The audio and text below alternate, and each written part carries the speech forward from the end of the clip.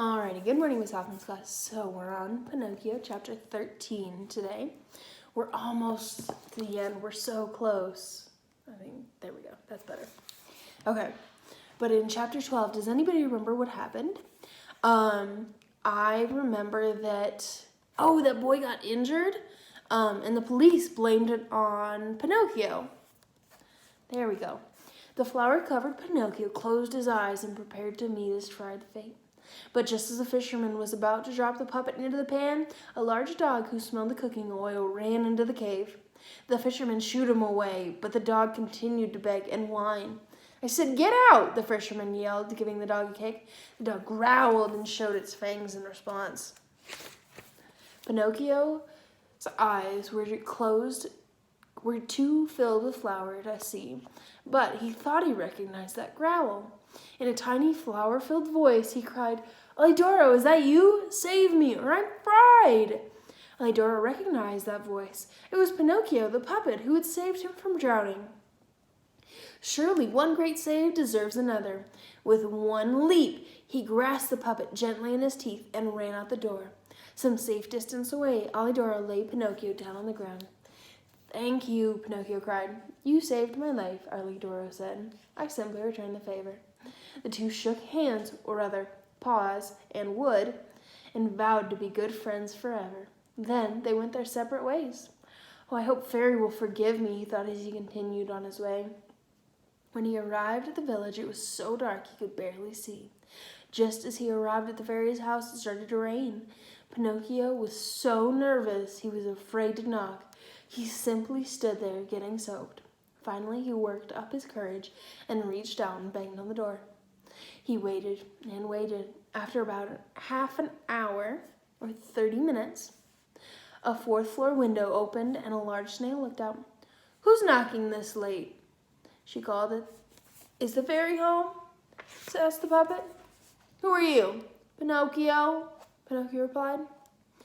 "Oh," the snail said. "Wait there. I'll come down and open the door." "Please hurry," Pinocchio cried. "I'm a snail," she said.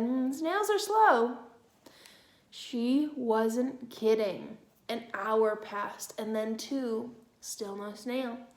By then, Pinocchio was so cold and wet that he couldn't stop shivering. Out of desperation, he knocked again and was dismayed to see a window on the third floor open. A second later, the snail looked out. "I'm coming," she called down cheerfully. "Dear snail," Pinocchio cried, "I've been waiting for 2 hours. Can you really only have made it to the third floor? I'm so cold and tired. Please hurry." "I'm a snail," the snail said. "Haven't you heard? Snails are slow."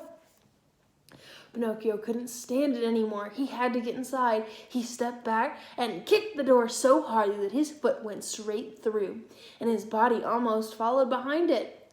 He tried to pull it back, but found that his foot was stuck. Poor Pinocchio. Meanwhile, the rain continued to fall.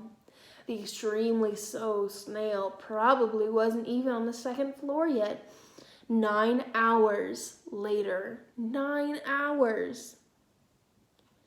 The door finally opened. "Whew," the snail exclaimed out of breath from her effort. "I am getting too old to rush like that. What are you doing? What, with your foot through the door?" "It's a long story," Pinocchio said. "Please help me. I'm stuck. Call Fairy." Understandably. "She's sleeping and doesn't want to be bothered." "Well, what am I supposed to do?" Pinocchio asked. "Can you at least bring me something to eat?" "Okay, that's understandable." Immediately, the snail replied. "The slowest waitress in the world." She returned almost 3 hours later with some chicken, bread, and 4 ripe apricots. "Compliments of Fairy," the snail said. "Wait, I thought Fairy was sleeping." Okay."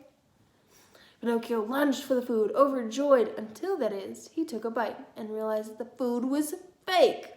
The bread was made of chalk, the chicken of cardboard, and the fruit is colored clay. Yuck!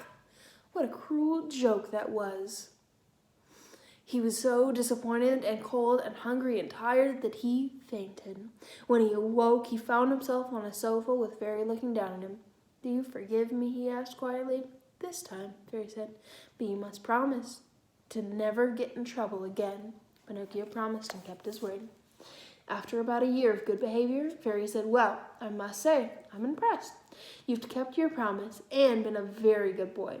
As a reward, tomorrow your wish will finally come true. You will stop being a puppet and turn into a real boy." Pinocchio was overjoyed. "We must have a party to celebrate me becoming a boy," he cried. He decided that he would invite all of his friends and schoolmates. Fairy promised to prepare 200 cups of hot chocolate and 400 pieces of cake with whipped cream. Oh, what a party it was going to be. I feel, though, that something's going to go wrong, because something always goes wrong because something always goes wrong. And the next chapter is called A Butt Instead of a Boy. So I feel like something has to go wrong because something always goes wrong for Pinocchio. Okay, check in on Monday for our next chapter.